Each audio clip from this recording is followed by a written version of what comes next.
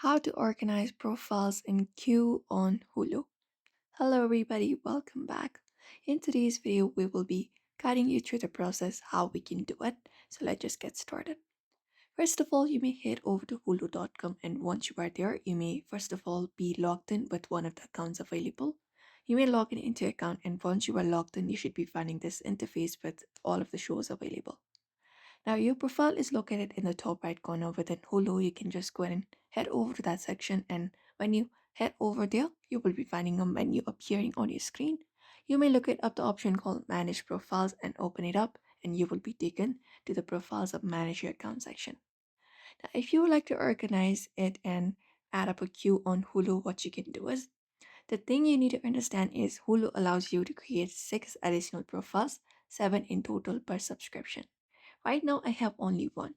So if you would like to organize it, what you can do is if you do not have any profile available yet, you can look out for add profile option. Click on it. After that, go on with the process of creating a new profile. Type in the profile name, turn on kids view if you would like, or leave it as it is. After that, the birth date and gender and create profile and create a profile.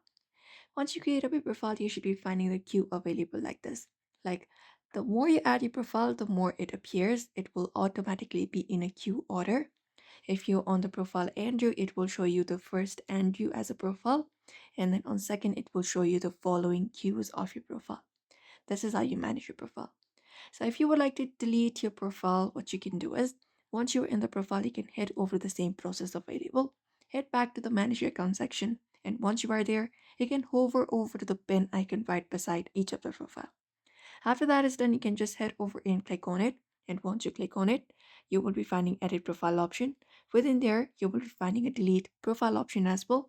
You may look it up that option. After that, go over and click on it.